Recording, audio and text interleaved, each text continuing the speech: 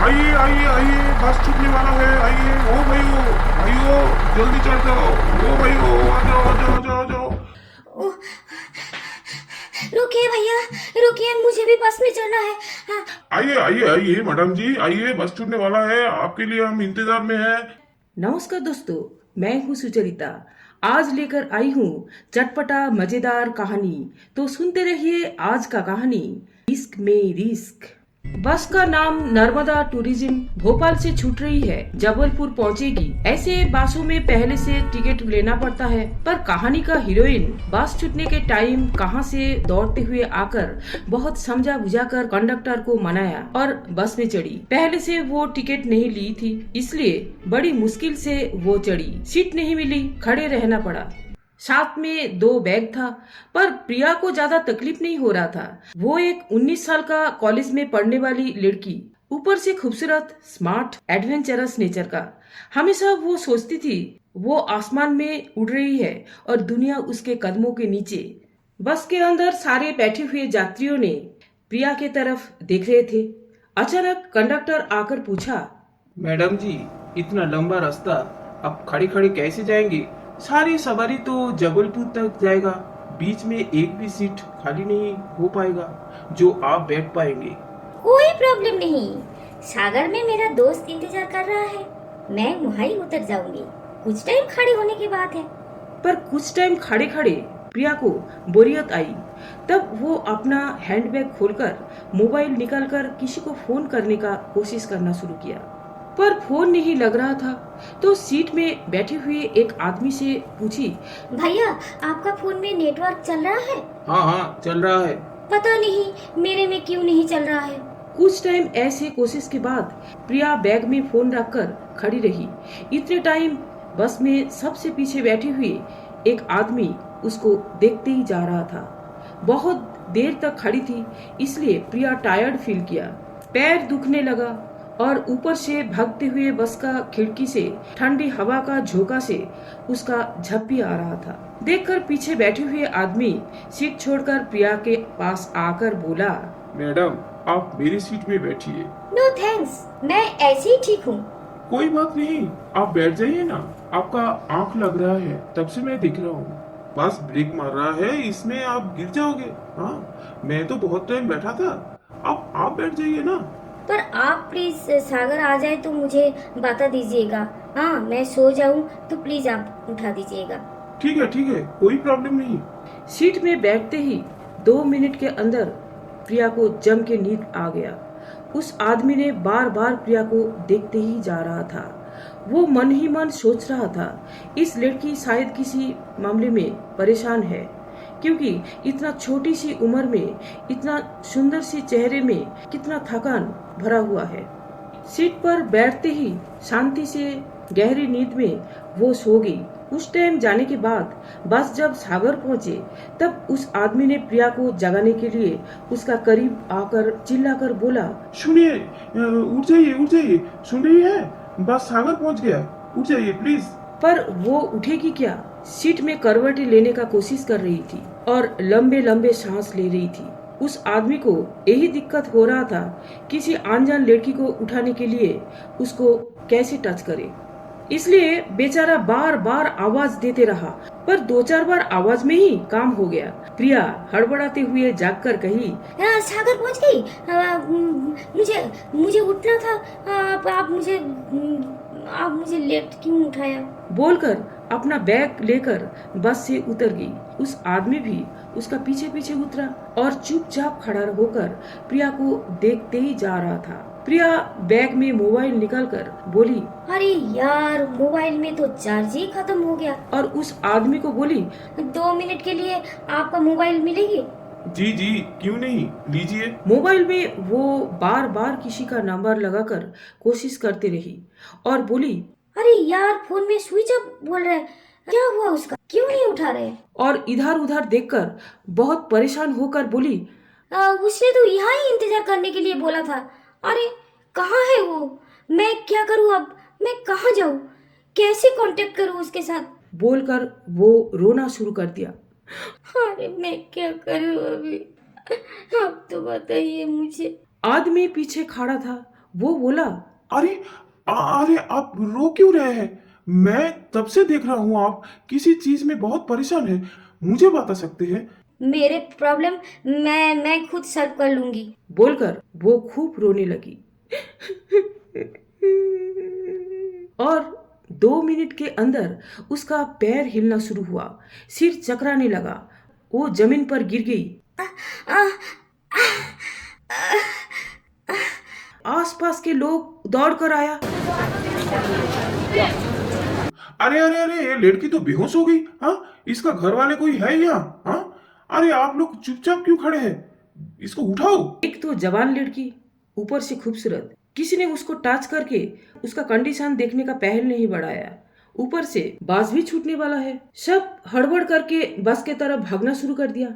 सिर्फ एक इंसान वहां रह गया था, वही अजनबी। वो एक पैसेंजर को बोला, आप सीट से मेरा और इस मैडम का बैग उतार दीजिए, मैं इसके साथ रहूंगा। धूल उड़ाकर हॉर्न देते देते बस स्टॉप से निकल गया। शाम को करीब 7 साढ़े 7 बज रहा था। खाली बस स्टैंड के आसपास सिर्फ एक चाय का दुकान था। अजनबी को समझ में नहीं आ रहा था जमीन पे पड़ी रही उस लड़की को उठाए कैसे। इंसानियत के खातिर वो रुक तो गया, बस भी छोड़ दिया, पर इस लड़की का इलाज कैसे करे? आसपास कोई दवाखाना भी नहीं दिखाई जा रहा था। इधर उधर देखकर अजनबी ने प्रिया के पास आया, पर उसका झिझकपन आ रहा था, क्योंकि एक अनजान लड़की का शरीर में हाथ लगाकर कैसे देखे जो उसका सांस चल रहा है या नहीं। बड़ी मुश्किल से वो प्रिया का एक हाथ उठाकर उसका पल्स चेक किया, पर पल्स बहुत धीमे चल रहा था। तब उसको रहा नहीं गया, एकदम से प्रिया को गोदी में उठाकर देखा साइड में एक चाय का दुकान, और वो उसको ले जाकर एक ब्रेंच में लेटा दिया और दुकानदार को पूछा। भैया, एक ग्लास गरम दूध मिलेगा? जी साहब। दुकानदार ने फिर से बोला, साहब, थोड़ा सा दूर में वो एक अस्पताल है, आप ऑटो रुकवा के वहाँ ले जाइए। जी जी, ठीक कहा आपने। ऑटो में ले जाते वक्त अजनबी को लगा प्रिया का शरीर ठंडा पड़ रहा है। वो अपना चौड़े सीने में प्रिया को जापट लिया और उसका हाथ में एक हाथ घिसकर गर्म करने का कोशिश किया। बड़ी मुश्किल में गांव का एक अस्पताल में उन लोग पहुंचा। गांव का अस्पताल, डॉक्टर तो है ही नहीं, दो एक अटेंडर था। उन लोग सैलाइन का बोतल चढ़वाया। पूरी रात अजनबी प्रिया का बेड के पास बैठकर सोचने लगा, क्या मुसीबत, एक तो टाइमली जहां पहुंचना था वहां पहुंच नहीं पाया, ऊपर से इस लड़की कौन है, कहां जाने वाली थी, इसको घर कैसे पहुंचाऊंगा। यही सोचते सोचते उसका आंख लग गया था। सुबह सिस्टर आकर बोली, सर पेशेंट तो होश में आ गई, बट वो अभी बहुत कमजोर है, अभी उसको डिस्चार्ज करूंगी, थोड़ा संभाल कर रखिएगा। प्रिया बेड में बैठी थी। अजनबी आकर बोला, अभी थोड़ा बेटर फील कर रहे हैं आप? हाँ, मुझे क्यों बचाया? मर जाती तो अच्छा होता। आप मुझे क्यों बचाया? मुझे जीना नहीं चाहिए। अच्छा अच्छा, ठीक है ठीक है। इतना कम उम्र में मरने का सोच आपका क्यों आ रही है? हाँ, चलिए बाहर जाकर बात करते हैं। बाहर तो दोनों आ गया था, पर दोनों को समझ में नहीं आ रहा था बात कहाँ से शुरू करे और कैसे शुरू करे। पहले अजनबी ने शुरू किया, मैडम, मेरा नाम आकाश सक्सेना, मैं जबलपुर में जाने वाला था। वहाँ मेरा बुआ जी का घर है और वहाँ एक फंक्शन में मुझे अटेंड करना था। मैं भोपाल में सरकारी जॉब करता हूँ। आप तो अपना पूरी बायोडाटा मुझे बता दिया। हाँ, तो क्या करूँ? आप तो कुछ नहीं बोल रही है। अच्छा, आपका चलने का कोई दिक्कत तो नहीं हो रहा है? भूख तो नहीं लग रहा है आपको? हाँ, कुछ खाओगे? मेरे भी कोई नाम है। हाँ, नाम से बुलाइए। मेरे नाम प्रिया। और आप मेरा इतना क्यों ख्याल रख रहे हैं? हाँ, मैं आपका होती हूँ कौन? सिर्फ रास्ते में ही तो दोनों का परिचय हुआ। बात तो सही है, पर पता नहीं, जैसे एक रिस्पॉन्सिबिलिटी समझ लीजिए। खैर, ये सब बात छोड़िए। वो दूर में दिख रही है ना, वहां से मैं जबलपुर जाने वाला बस पकड़ूंगा। ठीक है, टेक केयर, चलता हूँ, बाय, है ना? ठीक से रहिएगा।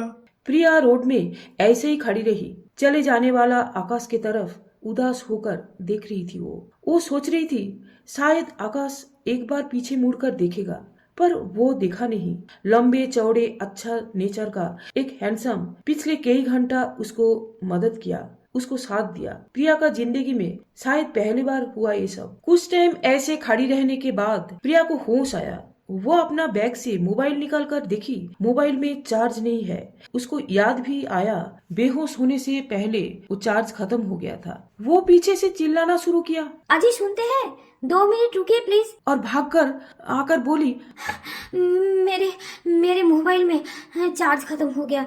हॉस्पिटल में भी चार्ज लगाना मैं भूल गई। आकाश तब चिल्लाकर बोला, मेरा भी तो चार्ज खत्म हुआ, हॉस्पिटल में हड़बड़ी में मैं भी भूल गया। तो उसमें फर्क क्या पड़ रहा है? जहाँ आपको जाना है चले जाइए, मैं भी अपना जगह जा रहा हूँ। चार्ज नहीं है तो पेटीएम शायद नहीं चल रहा है, तो मेरे से खुले पैसे ले लीजिए और वो भी उधार समझ करके बाद में भेज देना। कोई एक डिसीजन में तो आइए। हाँ, तब से रास्ते में भटकने से कौन सा मुसीबत हल होगा बताइए तो।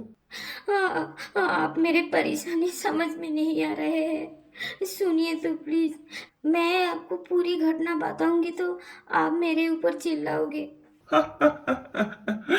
क्यों क्यों चिल्लाऊंगा? हाँ क्यों? तब तो आप बोल दिया ना मैं आपका होता हूँ कौन, तो मामला तो सुलझ गया। नहीं नहीं, चलिए वो बस स्टैंड में बैठकर मैं बोल रही हूँ। गांव का खाली बस स्टैंड में कोई सवारी नजर में नहीं आ रहा था। नवंबर महीना था, इसलिए दोपहर में भी ठंडी ठंडी हवा चल रहा था। रोड के साइड में गाय चर रहा था। एक ट्रक धूल उड़ाकर अपना गति में चले जा रहा था।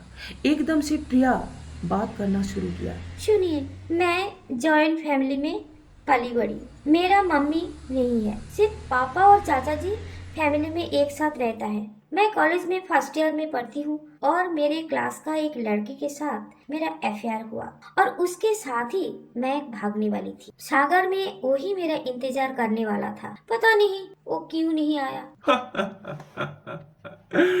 क्या बात है, कॉलेज का फर्स्ट ईयर का एक लड़की घर बसाने का इंतजाम में लग गई। हाँ अच्छा, आपका उम्र कितना? करीब 18-19 साल होगी। हाँ क्यों, पढ़ाई लिखाई में मन नहीं आया क्या? देखा, इसलिए मैं बोलने वाली नहीं थी। अगर नहीं भागती तो पापा मेरा शादी करवा देता किसी 30-32 साल का आदमी के साथ। मैं नहीं कर रही हूँ किसी बुढ़े का साथ शादी वादी, और वो भी अरेंज मैरिज। दिमाग खराब हो गया क्या? हाँ, मैं प्रोटेस्ट किया और पापा ने मेरा कॉलेज बंद कर दिया। बड़ी मुश्किल में मैं भागी। ओके, तो आपका क्या इरादा है? बॉयफ्रेंड जब नहीं मिला तो घर चली जाओ। नहीं जाऊंगी, यहाँ आसपास कहीं से मोबाइल चार्ज करूंगी, फिर सागर पहुंचकर उसको ढूंढूंगी। पर यहाँ तो चार्ज करने का कोई जगह नहीं देख रही हूँ। उसको एक बार कांटेक्ट करना जरूरी है। आपके साथ थोड़ी दूर तक बस में जाऊंगी, कोई मार्केट प्लेस देखकर उतर जाऊंगी और मोबाइल चार्ज करूंगी। Okay okay okay. कुछ टाइम के बाद एक बस आया तो दोनों बस में चढ़ी। बस में भीड़ तो बहुत था, बैठने का कोई सवाल ही नहीं रहा। खड़े होने के लिए भी थोड़ा सा जगह नहीं बचा। आकाश प्रिया को बोला, आराम से आप थोड़ा खिड़की के पास टिक जाइए, मैं आपके पास आ रहा हूँ। बोलते बोलते एक सवारी प्रिया का करीब आ गया और बस का ब्रेक मारने के टाइम उसको टच करने का कोशिश कर रहा था। और कुछ टाइम के बाद वो बदतमीजी शुरू किया। वो अपना एक हाथ बार बार प्रिया का पीठ के ऊपर रख रहा है। देखकर पीछे से आकाश भीड़ के अंदर से आकर लड़का का हाथ मोड़ दिया और चिल्लाकर बोला, क्या कर रहा है तू? हाँ क्या कर रहा है? तब से मैं देख रहा हूँ, परेशान कर रहा है तू। थप्पड़ मार के तुझे बस से फेंक दूंगा, समझा? चुप हो जाइए, टेंशन मत कीजिए, मैं ठीक हूँ। 5-10 मिनट खड़े रहते रहते आकाश को लगा प्रिया अनकंफर्टेबल फील कर रही है, क्योंकि वो फिर से खड़े खड़े झप्पी ले रही है। बड़ी मुश्किल में एक सीट खाली हुआ तो आकाश ने बोला, बैठ जाओ। तबीयत खराब लग रहा है क्या? भूख लग रहा है? कहीं बस रुके तो मैं खाने के लिए कुछ लाऊंगा। सच में कुछ दूर जाने के बाद बस रुका। वहाँ बहुत सारे सवारी भी उतर गया। आकाश उतरकर बिस्किट और फल ले आया और प्रिया के पास आकर बैठा और बोला, जल्दी खा लो, एक तो कमजोर हो, ऊपर से बस का जर्नी। अचानक आकाश ने बोला, अच्छा, ये जो खड़े खड़े झप्पी लेना या कहीं भी सो जाना, ये क्या बचपन का आदत है तुम्हारा? हाँ, नींद मेरी बड़ी प्यारी। कभी कभी तो नींद में बात भी करती हूँ। प्रिया, पेट भर के खाना खा लो, क्योंकि बस फिर से कब रुके उसका कोई पता नहीं है। फिर से बोलिए, आप मुझे नाम से बुलाया? हाँ, कितना अजीब लग रहा है। कुछ घंटे पहले भी आपको मैं पहचानती नहीं थी और अब मेरा आप कितना ख्याल रख रहे हैं, नाम से बुला रहे हैं। तो क्या करूं? हाँ, कुछ तो एड्रेस करना पड़ता है। तुम मेरे से बहुत छोटी, इसलिए मैं आप, मैडम ये सब नहीं बोल रहा हूँ। और मैं आपको नाम से बुलाऊं? बिल्कुल नहीं, मैं 32 साल का हूँ। और तुम्हारा? मैं 19 साल का हूँ। और तुम्हारे मुंह से आप, आजी, सुनिए, देखिए, ये सब बहुत स्वीट लगता है। दोनों का हंसी मजाक बातों के साथ साथ बांस भी तेजी में भागना शुरू किया। एक समय आकाश ने नोटिस किया, प्रिया चुप हो गई। आकाश झांक कर देखा, वो बड़ी गहरी नींद में सो गई। और जब भी बांस ब्रेक मार रहा है, प्रिया धीमे धीमे आकाश का कंधे में उसका सिर टिकाया।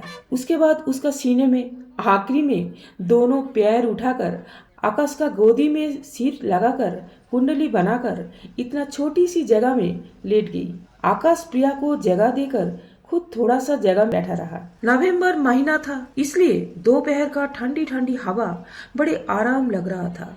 बैठे बैठे आकाश ने देखा, हवा में प्रिया का बाल उड़ रहा था। गोरे गोल मुंह में जब भी खिड़की से उजाला आ रहा था, तब भी उसको परी जैसा लग रहा था। आकाश बैठे बैठे सोचने लगा, कौन है लड़की? ये कितना नादान है, बिल्कुल फूल जैसा। कितना कम समय में किसी को भरोसा कर लेती है। आज ये मेरे साथ है, और किसी का साथ होता तो इसका क्या हालत होता। इसको किसी भी प्रकार से समझा बुझाकर इसका घर भेज देना चाहिए। इसका घर वाले बहुत टेंशन में होगी। पहले इसका मोबाइल चार्ज करके इसके पापा के साथ बात करवाऊंगा। सोते हुए प्रिया जितने बार आकाश को टच कर रही थी, आकाश का भी धड़कन तेज हो रहा था और कैसे अजीब सी कमजोरी वो महसूस कर रहा था। ऐसी बस चलते चलते अचानक से बहुत आवाज करके ब्रेक मारा और तुरंत सारे सवारी बस से नीचे उतर रहा था। पर तब भी प्रिया सो रही थी।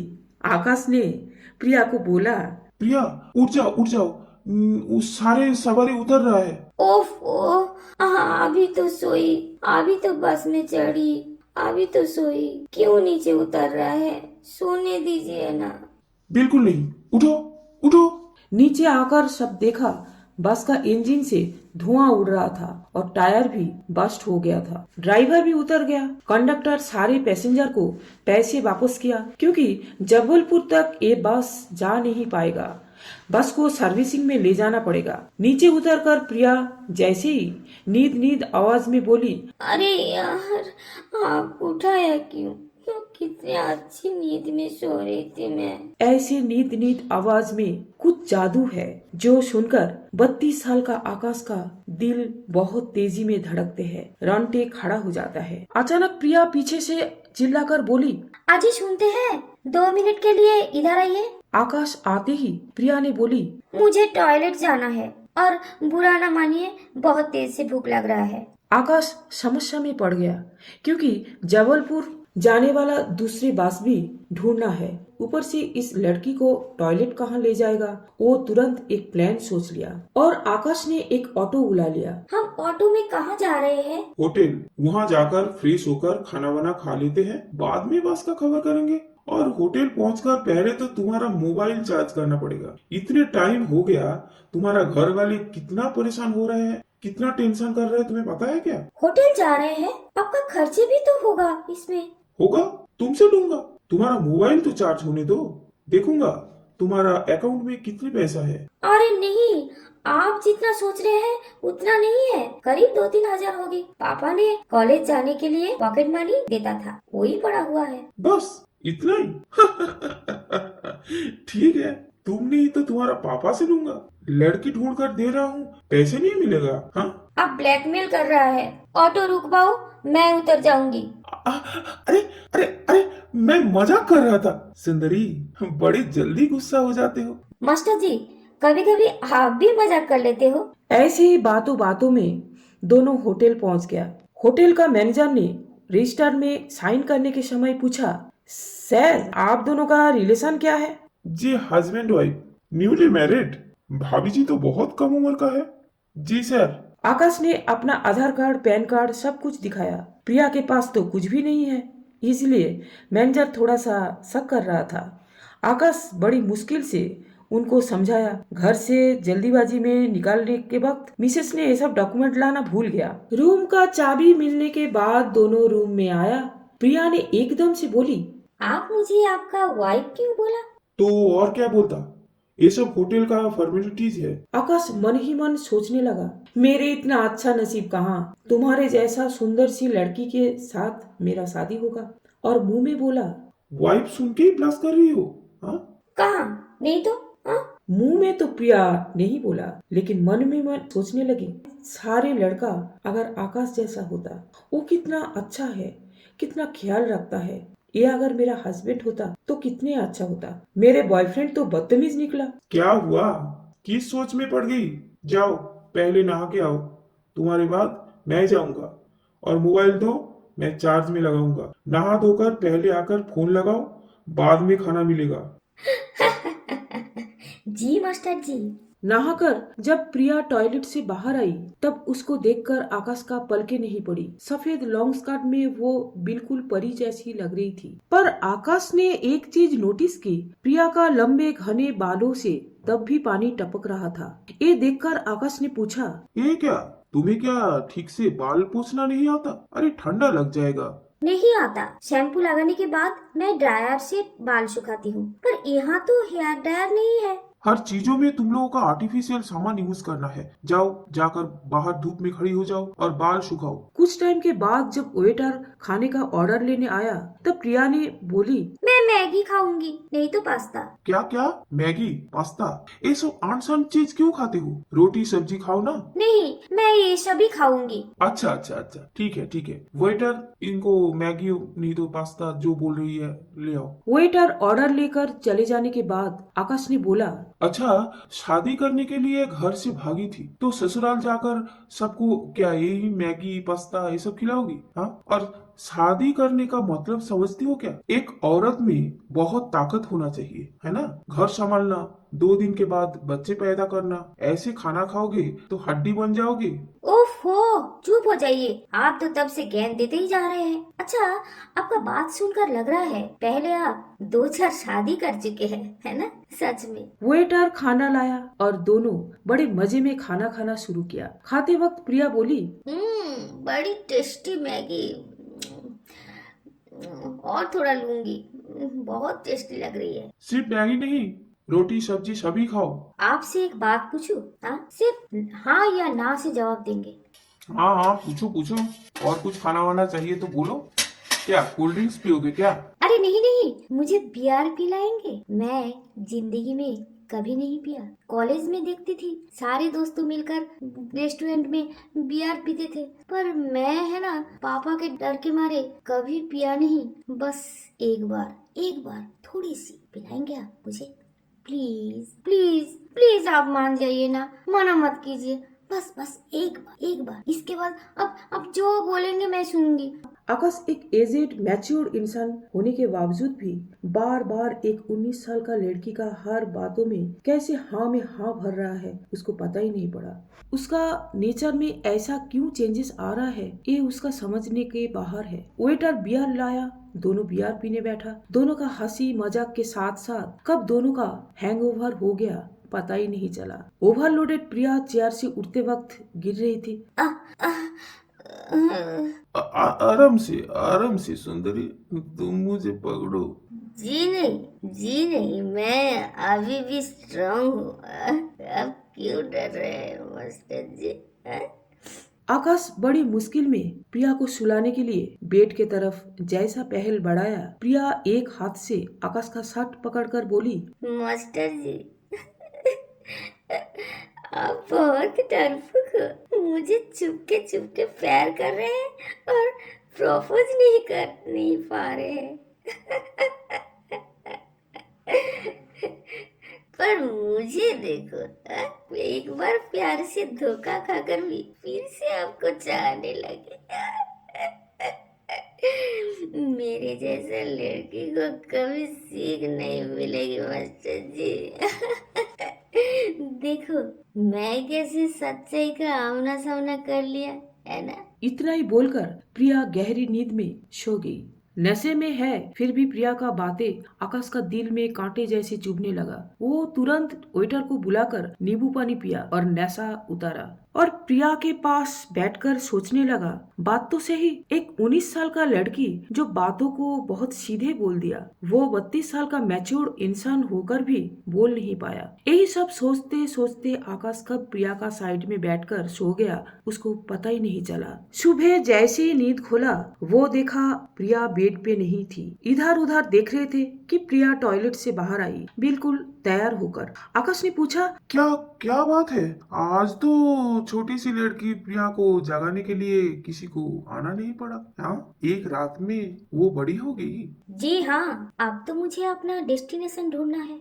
कितने टाइम आपके साथ घूमते रहूं? पर जाओगी कहाँ? पापा को फोन तो अभी तक नहीं किया। किया था पर वो उठाए नहीं। मैंने उनको मैसेज भी कर दिया। अब क्या करोगे? घर जाकर वो बुढ़ा के साथ शादी करोगी क्या? अच्छा, ये सब चीज में आपका क्या हो रहा है? हाँ, आप तो एक अच्छा इंसान है ना, जिंदगी भर ऐसे ही रह जाओगे, है ना? तुम अभी भी गुस्से में हो। देखो, मैंने तो तुम्हारे साथ कुछ उल्टा सीधा नहीं किया। हाँ, तुम्हारा रिक्वेस्ट माना, तुम बियर पीने चाहा, मैं पिलाया। इसलिए मेनी मेनी थैंक्स। अच्छा, आप होटल से एग्जिट कीजिए, मैं तो जा रही हूँ। बोलकर प्रिया अपना बैग लेकर जैसे ही दरवाजा तक पहुंची, आकाश दौड़ते हुए प्रिया को अपने ओर खींचा और झपट लिया। क्या कर रहे हैं आप? प्रिया, कहाँ जा रही हो? आई लव यू। कल रात में मैं प्रपोज नहीं कर पाया, इसलिए तुम गुस्से में हो ना? बोलो, तुम क्या मुझे प्यार नहीं करते हो? हाँ, तो मुझे इतना भरोसा क्यों किया? भरोसा तो मैं क्लासमेट को भी किया था। पर देखिए वो मुझे कैसे ब्लैकमेल करके भाग गया। यही तो मेरा बुराई है ना, किसी को भी मैं भरोसा कर लेती हूँ, जैसे आपको भी। आप मैं जा रही हूँ, मुझे संभालने के लिए आपको कोई टेंशन नहीं करना पड़ेगा, है ना? मैं यही डाउट कर रहा था तब से। तुम जाकर वो लड़का के साथ ही मिलोगे। तुम कहीं नहीं जाओगे। मैं तुम्हें शादी करूंगा, तुम्हारा पापा से आशीर्वाद भी लूंगा। ये सब सुनकर प्रिया बहुत ताज्जुब होकर बोली, आप कितना अच्छा इंसान है। हाँ, शायद मैं जिंदगी भर आप जैसा इंसान कहीं नहीं देखा। वो रियली? तुम मेरा बहुत करीब खड़ी हो, है ना? प्रपोज के बाद किस तो मिलता है। अभी हाँ हाँ, आ जाओ। I love you Priya. Love you too. ऐसे ही दोनों का रिलेशनशिप बन गया। दोनों का डेस्टिनेशन भी फिक्स हो गया। होटल से बाहर आकर आकाश प्रिया को बोला, प्रिया, अभी तक तो जबलपुर पहुंचे नहीं। फिर से एक बस पकड़ूं तो करीब आधा घंटे के अंदर पहुंच जाऊंगा। तुमको मैं मेरा बुआ जी के घर ले जाऊंगा। देखना, तुम्हें देखकर बुआ जी कितना खुश हो जाएगा। मुझे अच्छा से पता नहीं, वहाँ कुछ फैमिली फंक्शन वगैरह होने वाला है। तुम्हें भी अच्छा लगेगा, चलो ना मेरे साथ। सच में आप मेरे लिए कितना सोचते हैं। हाँ, बुआ जी को मेरा परिचय क्या देंगे? क्यों, दोस्त बोलूंगा। पर हाँ, इतना हम दोनों बराबर भी नहीं है, इसलिए बुआ जी थोड़ा बहुत डाउट करेंगे, पर मैं उनको समझा दूंगा। फिर से बस में चढ़ी और आखिरकार जबलपुर पहुंचे। जबलपुर से आकाश का बुआ जी के घर करीब आधा एक घंटे का दूरिया में थे। ऑटो पकड़कर जाते वक्त दूर से प्रिया को एक अजीब सा आवाज सुनाई दिया। कहाँ से ऐसे आवाज आ रहा है? हाँ, आपको सुनाई दिया? सुनिए ना एक बार। हमारे पास में भेड़ाघाट है, वहाँ नर्मदा नदी बहुत तेजी में गिर रहा है। अच्छा, चलिए ना, मुझे एक बार दिखाइए प्लीज, मुझे एक बार दिखा दीजिए। मैं जबलपुर पहली बार आ रही हूँ। अरे बुआ जी मेरे राह देख रहे हैं, दो एक बार फोन भी आ चुके हैं। कल उनके घर में फंक्शन है। कितने टाइम लगेगा? हम लोग भेड़ाघाट देखकर उनके घर पहुंच जाएंगे। ऑटो छोड़कर कुछ दूर जाने के बाद जब भेड़ाघाट पहुंचे, प्रिया अपना आंखों को विश्वास नहीं कर पाया। ओ माय गॉड, ये क्या देख रही हूँ मैं? हाँ? साफ ठंडे पानी लेकर दोनों एक दूसरे को छिड़काना शुरू किया। अरे अरे, क्या कर रही? हाँ, मैं भीग जाऊंगा। मास्टर जी, कैसे लग रहा है? सच में दोनों का नए नई प्यार, ऊपर से ऐसे नजारा देखकर दोनों पागलों जैसे करने लगा। कुछ टाइम ऐसे समय बीतने लगा। फिर आकाश ने बोला, चलो चलो, जब यहाँ तक पहुँच गया तब हम दोनों कुछ टाइम नाव में भी सफर कर लेंगे। वो दूर में देख रही है, वहाँ नर्मदा जी बहुत शांत बह रही है। दोनों नाव में चढ़ी, पर तब शाम हो गई थी। बहती हुई नर्मदा जी के ऊपर जब चंद्रमा का किरण पड़ रही थी, तब पानी हीरे जैसा चमक रही थी। अचानक आकाश माझी को पूछा, भैया, ओ भैया, आज क्या पूर्णमासी है? जी सर, आज कार्तिक पूर्णिमा है। आकाश और प्रिया दोनों बहुत क्लोज होकर बैठी थी।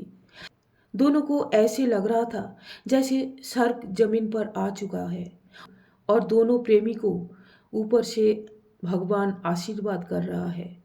और इस दृश्य का साक्षी है साइड में खड़ा रहा गुलाबी सफेद रॉक मार्बल पहाड़। अचानक आकाश गुनगुनाने लगा, नीला आसमां सो गया, नीला। प्रिया, ए प्रिया, सोगी क्या? नहीं, आप कितना अच्छे गाते हो। आपको डर नहीं लग रहा है? अगर पापा हमारा रिश्ता नहीं माने तो? और क्या करेंगे, तुम्हारे जैसे भाग जाएंगे दोनों। हाँ? क्या क्या बोलती? तुम तो एक नंबर की भगोड़ी हो। नाव से उतरकर दोनों बुआ जी के घर की तरफ पहल बढ़ाया। घर के सामने आकर आकाश ने चिल्लाकर बोला, प्रिया, यही मेरा बुआ जी के घर है, पर यहाँ क्या चल रहा है? ढोलक क्यों बज रहा है? चलो तो अंदर जाकर देखते हैं। अंदर क्या जाएगा? हाँ, अचानक प्रिया चिल्लाकर बोली, ये क्या? यहाँ पापा कैसे आ गया? वो तो गेट के सामने खड़ा है। वही मेरा पापा। पापा अंदर जाइए, मैं नहीं जा रही हूँ। और तभी बुआ भी बाहर आ गया था। वो आकाश को देखकर बोली, अरे बेटा, आ गया तू? बहुत लेट कर दिया।